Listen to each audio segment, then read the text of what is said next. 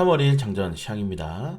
자, 뉴욕 증시는 이거를 연속으로 힘을 받지 못하고 있는 흐름입니다. 우선 연준 인사들의 매파적인 발언들이 지속적으로 나오고 있습니다. 오늘은 대머리들이 또 열받게 했죠. 미니애폴리스 연준 총재는 3월에 25bp 혹은 50bp 인상이 열려 있다. 닐 카시카리 총재죠. 그리고 라파엘 보스틱 애틀란타 연준 총재도 금리 최종금리는 5에서 5.25%까지 올려야 되고 이 금리를 2024년도까지 유지해야 된다.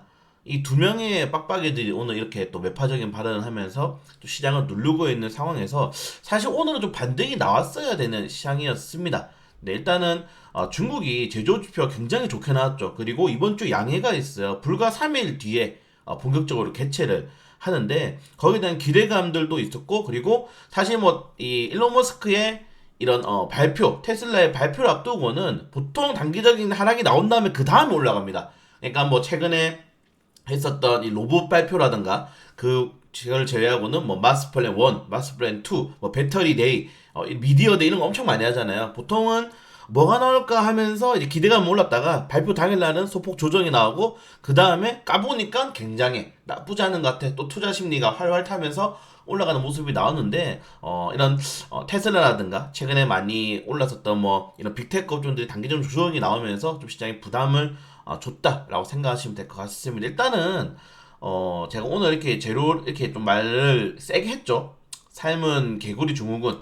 네, 악재들이 너무 많이, 제가 오늘 이런 생각을 좀 많이 했습니다. 새벽부터 우리가 똑같은 악재와 똑같은 뉴스를 거의 1년 동안 보고 있죠. 러시아 우크라이나 전쟁, 연준의 기준금리 인상한 연준 인사들의 매파적인 발언들, 그리고 기업들은 앓는 소리를 하다가 뭐 하나 두 개의 재료를 가지고 또 치고 나가는 그런 흐름이 나오고 있는데, 여기에 절어져서 사실 정말 뒤에 엄청난 경계 위기가 있음에도 불구하고 너무 우리가 좋은 것만 보려고 하는 게 아닌가라고 생각을 하고 있는데, 일단은 이렇게 생각하는 게 우리뿐만 아니라 대부분의 글로벌 투자자들이 똑같은 생각을 하고 있는 것이기 때문에 조금 더 좀 지켜봐야 되지 않나. 저도 물론 증시 뭐 상승론자긴 하지만은 마음속에서부터 지속적으로 이 한켠의 불편함들이 좀 커지고 있다라고 좀 보면 될 것 같습니다.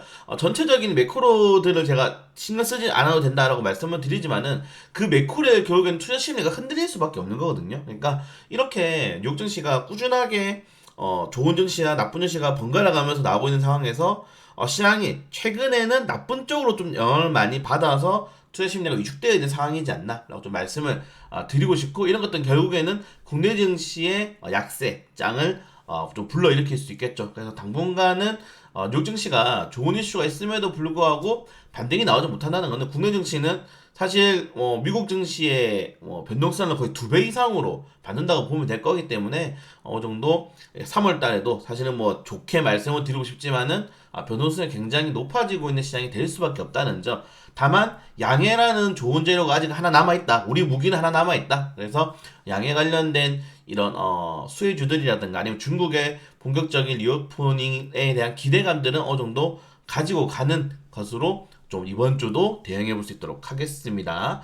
자, 그럼 뭐 좋은 이슈도 있어요. 영국이 유럽연합 북아일랜드와 자 브렉시트, 영국이 이제 너희들 안 해 하고 나갔다가 다시 스멀스멀 이제 유럽연합 쪽으로 귀를 기울이고 있는 거죠. 그래서 보면은 검역과 통관 최소하고 긴급 제도가 행사 가능하고 뭐 그냥 유럽연합에 약간 기울어지는 그런 영국이 좀 기울었다. 우리가 혼자 살 수 있어 하고 나왔지만은 지금 뭐 전쟁도 하고 있고 뭐 경기도 안 좋아지고 이러니까 영국 혼자서 이거를 견뎌내기 힘든 거죠. 그래서 다시 한번 더 좀 유럽연합 쪽에 몸을 기댄 상태다라고 좀 생각하시면 될 것 같습니다.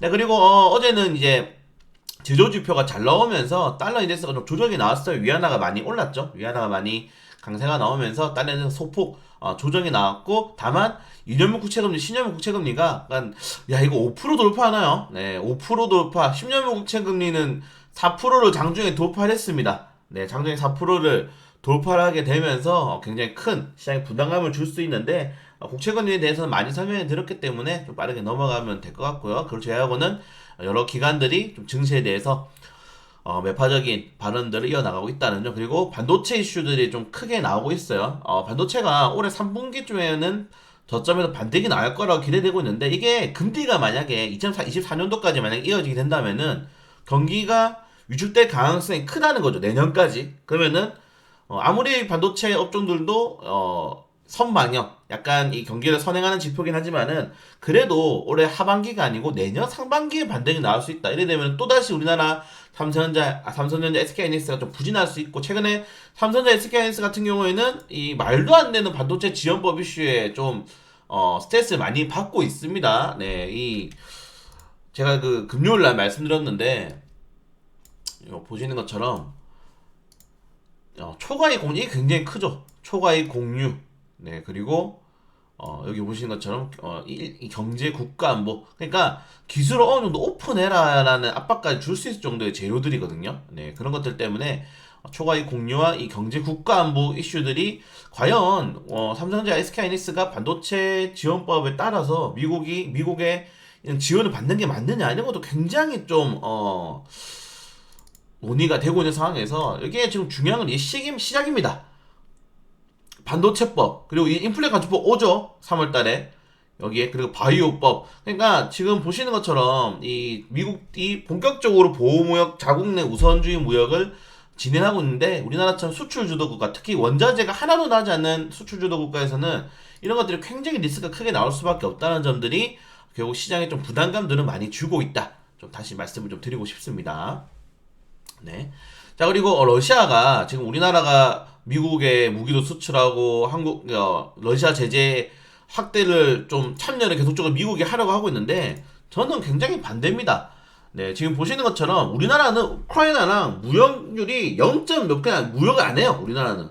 사실 우크라이나는 우리나라랑 아무나 하든 관계가 없는 나라입니다. 다만 러시아는 우리나라가 굉장히 원래 러시아가 친한파예요. 친한파고 이런 이 주요 이 석유원에게 쓰는 나프타를 주요적으로 수입을 합니다. 우리나라 수출하는 2위가 석유화학입니다. 수출 비중이 10%가 넘죠. 그 원자재를 원래는 싼 가격에 러시아에서 수출해 왔는데 이 나프타에 대한 그래서 부담감들이 커질 수가 있고 러시아가 말했죠. 한국에 양국 협력하면은 너희 안 좋을 거다. 저도 그래서 이거는 러시아에 우리 제재를 참여하는 게 맞냐 생각도 듭니다. 참여한다고 뭐 미국이라든가 반도체 지원법에다가 동맹국 해주는 것도 아니고요. 그래서 모르겠습니다. 지금 여러분들이 이 언론 미디어에 너무 선악구도가 러시아가 완전히 우크라이나가 완전히 뭐 이라고 하고 있는데 제가 말씀드렸죠. 이 모든 것들은 미국에 의해서 결정되는 거지 그들은 결정 사항이 없어요.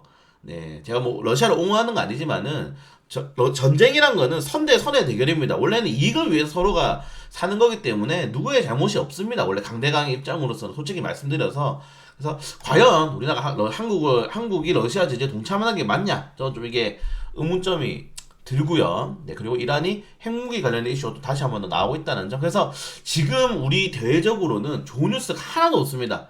네, 그러니까 지정학적 리스크들이 확대가 될 뿐이고 사실상 제3차 대전이라고 저는 보고 있기 때문에 경제 대전이죠 지금은. 그래서 돈의 싸움이다. 돈으로 과연 어느 정도까지 버틸 수 있을 것인지 그런 싸움으로 지금 하고 있는데 의외로 러시아가 굉장히 탄탄합니다. 네, 이래서 자원이 최고인 거예요. 미네랄 가스가 최고인 겁니다. 스타크래프트 해보시면 알겠지만은 그냥 자기들끼리 잘 먹고 잘 살잖아요. 힘든 거는 유럽연합이 힘들고 우리나라 같이 수출 주도 국가들이 더 힘들죠. 미국은 자기도 잘 살잖아요. 자원 많고 내부적으로 내수시장 좋으니까. 그러니까 주변국들만 힘든 건데 이건 미국이 의도하는 겁니다. 네, 저는 강력하게 이렇게 제 의견을 말씀 좀 드리고 싶고요. 제조업 지수가 잘 났기 때문에 이번 양해에서도 조금 기대감을 가질 수 있지 않나라고 좀 생각이 됩니다. 네, 그걸 제외하고는 뭐 큰 이슈는 없어요. 네, 똑같은 이슈들이 반복되고 있는 상황인데 네, 이 정도까지 하면 될 것 같고 그래서 관련된 내용들 좀 테슬라가 이번에 멕시코에 짓기로 했죠. 네, 그럴 줄 알았습니다. 뭐 일론 머스크가 한국도 검토하고 있다. 자, 우리나라는 노동에 유연성이 없는 나라입니다. 노조가 그냥 모르겠어요. 이것도 뭐 세대 지금 이게 뭐 나이에 의해서 나누면 안 되겠지만은 이 노조로 인해서 젊은 층들이 굉장히 많이 힘들죠. 네, 지금 테슬라가 결국에는 기가 팩토리를 멕시코에 나갔다. 지금 우리나라에 들어오는 외국인 기업도 있습니까? 외국인 공장 없습니다. 네. 노조가 좀 개선이 되기 전까지는 이렇게 외국 기업들이 우리나라에 들어오는 거는 꿈에 가까운 이슈다. 그리고 뭐 여러분들 최근에 뉴스 많이 나오죠. 현대가 10년 만에 사람을 뽑습니다. 세상에 10년 만에 공개 채용하는 나라가 어디 있습니까? 지금 우리나라는 해고의 유연성이 없기 때문에 한번 채용하면 해고를 못해요. 그래서 신이 뭐 못 뽑습니다. 그래서 지금 지원 접수 거의 뭐 500대 1이라고 그러죠. 뭐 상반기에 500명씩 하반기에 뭐 이제 1000명 정도 뽑는데 지원율이 현재 500대 1이랍니다. 500대 1. 현대차 뽑는데 인력을 뽑는데 네, 그 정도입니다. 그래서 테슬라가 우리나라 저는 일론 머스크가 한국을 고려하고 때 했지만은 말했죠. 일론 머스크가 한국이 이런 고용 그런 것 때문에 힘들 수 있다. 역시 멕시코에 6조 6천억입니다. 네. 아쉽죠. 이런 정말 애플 공장도 우리나라였고 물론 뭐 우리나라 인건비가 높기 때문에 그런 것도 있지만은 테슬라도 우리나라에 하나도 없고 글로벌 이런 기업들이 우리나라에 공장이 하나도 없는 거는 정말 리스크가 큰 거예요. 정말 우리나라가 형편없다는 겁니다. 기업들에게. 네. 기업이 있어야 나라가 있다는 점 좀 다시 한번 말씀을 드리고 싶고요. 자, 그리고 퀄컴이 삼성, 구글과 협력한 혼합현실 협력 결과물이 곧 나온다. XR 기계, XR 혼합현실에 대해서 그리고 메타버스에 대한 좋은 긍정적인 재료들이 많이 나오고 있습니다. 애플도 XR 기기를 6월달 하반기에 공개하기로 했고 소니에서는 이번에 공개를 했죠. 그렇기 때문에 XR 관련된 업종들은 저희가 이미 영상이 2개나 찍어드렸기 때문에 소프트, 하드웨어 관련된 종목들 다 한번 확인해 보시면 좋을 것 같습니다. 이런 것들을 여러분들이 모르겠어요. 영상이 5분도 안 되는데 안 봅니다. 네, 이런 것들을 왜 안 보는지 모르겠어요. 네, 여러분들 이상한 유튜브 보지 말고 주식에게 도움되는 유튜브를 보세요. 네, 안타깝습니다. 조회수가 너무 안 나와서 양질의 내용인데. 그래서 어제 올려드린 것처럼 리오프닝 관련된 이슈, 그래서 중국 내 중국 상장 기업들 뭐 골든 센치랑 보면 될 것 같고요. 그리고 중국 소비자 관련 테마주도 중국 소비가 활성화됐을 때 많이 올라가는 종목들, 저는 이커머스 관련 테마주 좋아하기 때문에 실콘도 청담글로벌 많이 보셨으면 좋을 것 같습니다. 네, 그걸 제외하고는 오늘 또 뭐 흔들리는 시장, 환율에 의해서 아마 결정이 될 거기 때문에 우리가 이렇게 지수를 예측하고 매크로 지표를 보는 거는 의미가 없다. 외국인 투자들이 결국에는 매수 매도 버튼에 의해서 전체적인 우리나라 증시가 결정이 되기 때문에 결국에는 뚜껑을 까봐야 됩니다. 네, 죄송하지만은 9시 이후에 다시 한 번 더 브리핑 도와드릴 수 있도록 하겠습니다.